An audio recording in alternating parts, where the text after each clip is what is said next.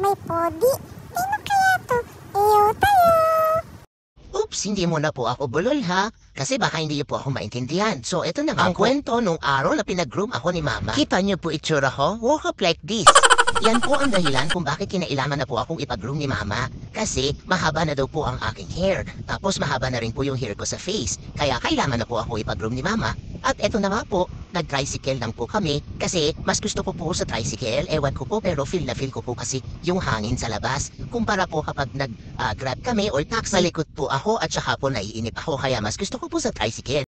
At nakarating na nga po kami dito sa SM Masinag. Papunta na po kami ni Mama sa loob ng Pet Express. Hinihintay na nga din daw po ako ni Kuya Nol. Siya po yung aking poging groomer. O diba? Nakaabang na po siya sa amin. Hihi. Hi Kuya Nol! Kamusta ka po? Namiss po kita. Haba na po hair ko, no? Agupit mo na po ako, Kuya Nol. Oh, dating gawin po, Kuya Nol, ha? Alam mo na yon. Basta dapat pogi pa rin po ako. Kasi marami pong chicks na nag-aabang sa akin. Huy!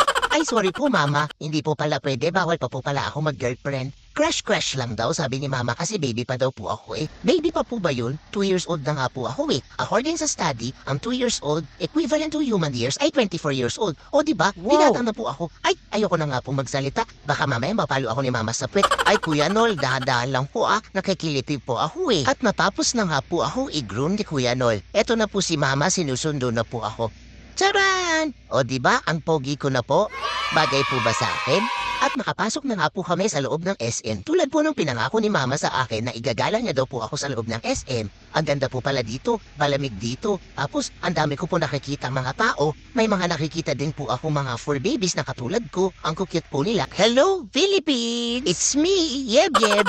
Nandito na nga po kami sa Pet Art. Eto po, may nabit akong best friend. Kaya alam, ay wait lang, naiihi ako eh. Saglit lang ha. La, Mama, nahihiya po ako sa kanya. At may lumapit nga po sa amin, tinatanong po sa akin kung single ako. Huy, hindi po, biro lang. Siya po ang mami ng namit kong best friend na si Tofi. Ayan po siya di ba ang pogi niya din katulad ko? Sabi ni Mama, lapitan ko daw para makilala ko daw siya. Siyempre hindi po tayo isnabero. Mahiyain lang po talaga ako sa una.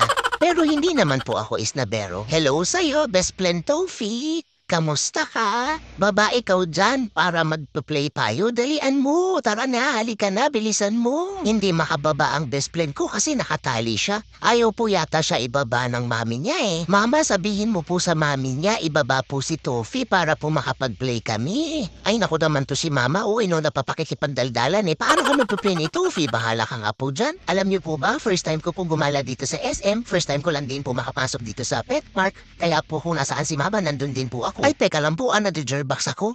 Linis tubol ka ngayon, Mama. Bala ka dyan. Best friend Tofi. Lalabas muna kami, ha? Babalikan kita mamaya, Dapat pagbalik namin, nakababa ka na dyan, para play na tayo. Tara na po, Mama. Nabanggit nga po pala ng for parent ni Tofi na follower daw po namin sila. O diba, ang galing po, Small World. Nagkita po kami dito ng best friend ko. Tingnan niyo po kalokohan nito ni Mama. Sinusubukan niya po akong iwan. Akala niya maluloko niya ako. Kaso hindi niya po ako maluloko kasi matalino po ako. Kaya kung nasaan po siya, nandun din po ako. O diba po, ang bilis ko. Kala mo, Mama, hindi mo ako maiisahan, Mama. Ganyan po kabuli si Mama. Kaso hindi po siya nagtagumpay. At bumalik na nga po kami dito sa loob ng Pet Park kasi magpipicture taking daw kami kasama ang best friend kong si Tofi. Pero bago yan, kakain muna kami ng treats syempre. Deserve ko po kumain ng treats kasi pinagod po ako ni Mama Nagpahabol po siya sa akin kanina. Kalokohan mo talaga, Mama. At nakalabas na nga po kami ng SM. Uuwi na daw po kami, sabi ni Mama. Napagod din po ako pero nag-enjoy po ako. At waiting na po kami sa aming sundo. Maraming salamat nga po pala ulit doon sa for parent po ni best friend Tofi. Sana po makita po namin ulit kayo. At syempre po sa Mama namin, thank you po Mama. Kahit nabuli ka po, mahal na mahal ka pa rin po namin. At dyan po nagtatapos ang aking kwento. Love, Yeb Yeb.